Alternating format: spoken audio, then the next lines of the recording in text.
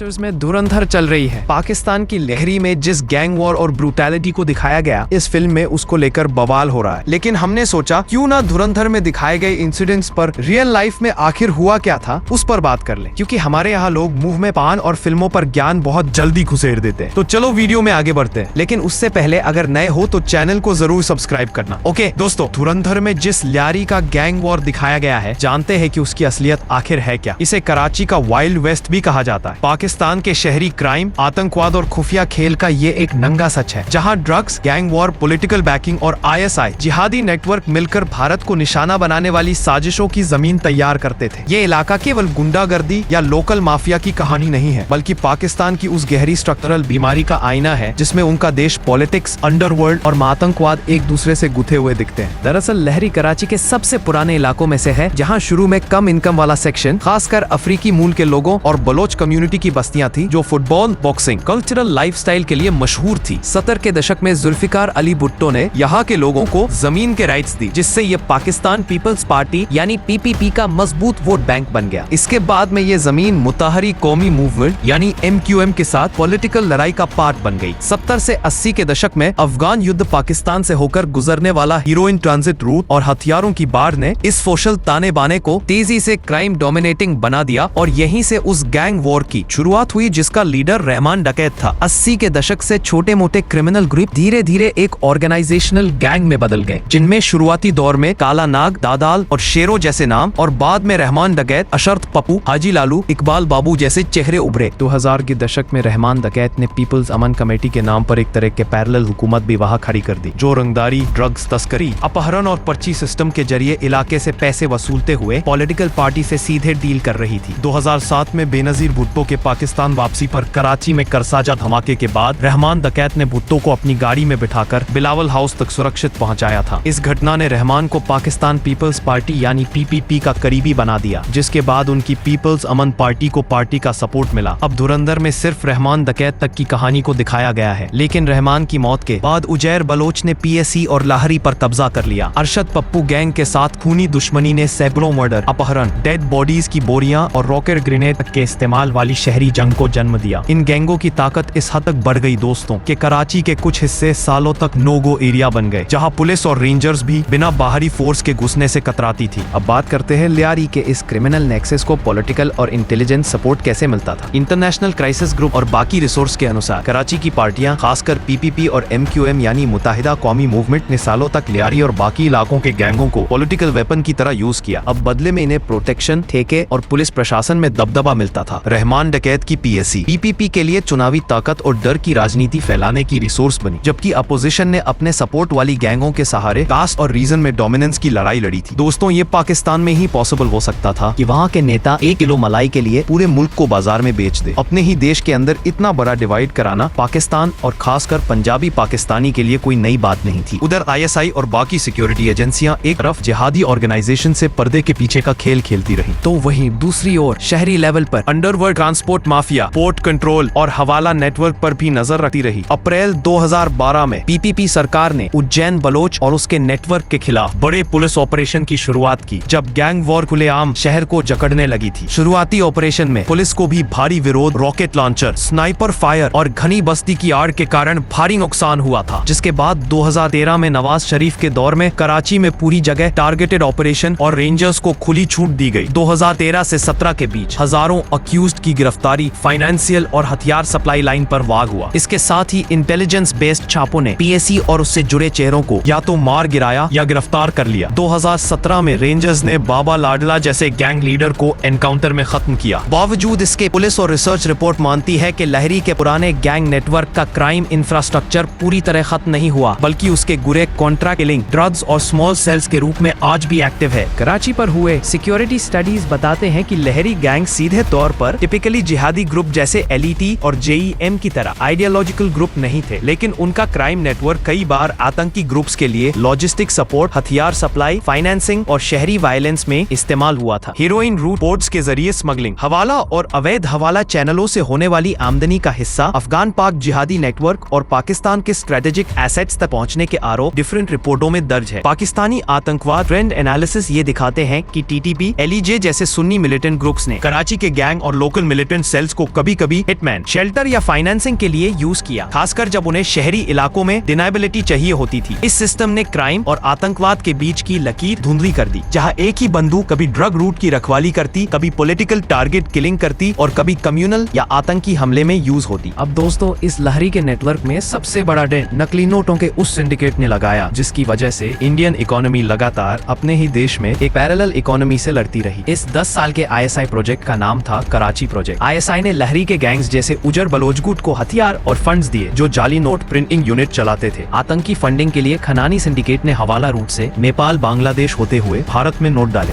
Karachi project Pakistan के लहरी इलाके से कंट्रोल ओल्ड एक सीक्रेट जाली नोट ऑपरेशन था, जो ISI की बैंकिंग से चलता था, जिसमें पाकिस्तानी बैंकर्स, जनरल और गैंगस्टर्स ने मिलकर हाई क्वालिटी वाले भारतीय नोट छापे। अब ये जाली नोट सबसे पहले तो महंगाई बढ़ाते थे, वही इन्हीं नोटों से टेरर फंडिंग भी की जाती थी, जिससे इकोनॉमी को अरबों का नुकसान होता था। सोचिए कि जाली नोट का नेक्सस इतना गहरा था कि हर 1000 नोटों में 4 जाली होने का एस्टिमेट था, जो ब्लैक मार्केट और ड्रग्स को बढ़ावा देते थे। लेकिन 2016 की नोटबंदी के बाद इस पूरे नेक्सस और इसके नेटवर्क की कमर हिल गई। ना तो पाकिस्तान के पास नए नोटों को बनाने के लिए नया वाला पेपर था, और ना ही उनके पास वो डाई थी जिसके बल पर वो नकली नोटों को बना सके। इसके बाद रही सही कसर, 2000 के नोटों को भी बैन करके सरकार ने पूरी कर दी। इस पूरे टेरर फंडिंग को एक झटका मिल गया था। इसके साथ ही कराची प्रोजेक्ट जैसे मामलों में भारत के अंडरवर्ल्ड LET, इंडियन मुजाहिदीन और ISI के बीच लिंक भी सामने आए थे, जिनका कंट्रोल पाकिस्तान की जमीन से होता रहा। इस पूरे ढांचे ने कराची को इकोनॉमिक नर्व सेंटर के साथ साथ छुपे हुए आतंकी इकोसिस्टम में भी बदल दिया, जिसकी वजह से पाकिस्तान को एक एज मिलता था। 2010 में एक रिपोर्ट बताती है कि एक्सपेक्टेड घुसपैठ 1500 से 1700 करोड़ की थी भारत में, जो 2012 तक 2500 करोड़ तक पहुंचने का अनुमान लगाया था, यानी पूरे करेंसी नोट का लगभग 55% का ग्रोथ। सोचिए ये कितनी खतरनाक बात थी। भारत में पंजाब, दिल्ली, यूपी, बिहार, बंगाल, केरल जैसे राज्यों में लोकल नेटवर्क इन्हें ड्रग्स, हथियार, हवाला और चुनावों के दौरान कैश फ्लो में मिक्स करते थे। धुरंधर में एक डायलॉग है ना दोस्तों कि हिंदुस्तान का असली दुश्मन एक हिंदुस्तानी ही है। पाकिस्तान तो फिर भी दूसरे नंबर पे आता है। ये हिंदुस्तानियों की ही गद्दारी थी जिसकी वजह से पाकिस्तान इतना बड़ा नेक्सस बना पाया। दरअसल इसकी शुरुआत उस कॉन्ट्रैक्ट से हुई जहां भारतीय नोट बनाने का ठेका मिला था। साल 2004 में एक ब्रिटिश कंपनी को भारतीय करेंसी सिक्योरिटी फीचर्स के कॉन्ट्रैक्ट मिलते हैं। भारतीय खुफिया एजेंसी ने पाया कि यही कंपनी पाकिस्तान को भी करेंसी पेपर और सिक्योरिटी मटेरियल दे रही थी, और ISI इन्हीं से बड़े पैमाने पर भारतीय नकली नोट भी छपवा रही थी। CBI की एक FIR के मुताबिक ये एक्सक्लूसिव एग्रीमेंट कई बार बढ़ाया गया और 2015 तक चला, जबकि बीच में पाकिस्तान लिंक्ड रिस्क पर इनपुट मिलने शुरू हो गए थे। आरोप ये भी है कि इस फैसले से पाकिस्तान को वही मिलती जुलती सिक्योरिटी पेपर टेक्नोलॉजी मिल गई, जिससे वो लगभग असली भारत जैसे जाली नोट छाप सका। कुछ भारतीय अफसर और पॉलिटिकल बिजनेस नेटवर्क पर भी ये आरोप लगा कि उन्होंने कमीशन और रिश्वत के लालच में ऐसी विदेशी कंपनी को क्रिटिकल सिक्योरिटी फीचर का मोनोपोली कॉन्ट्रैक्ट भी दिलवाया। बाकी दोस्तों,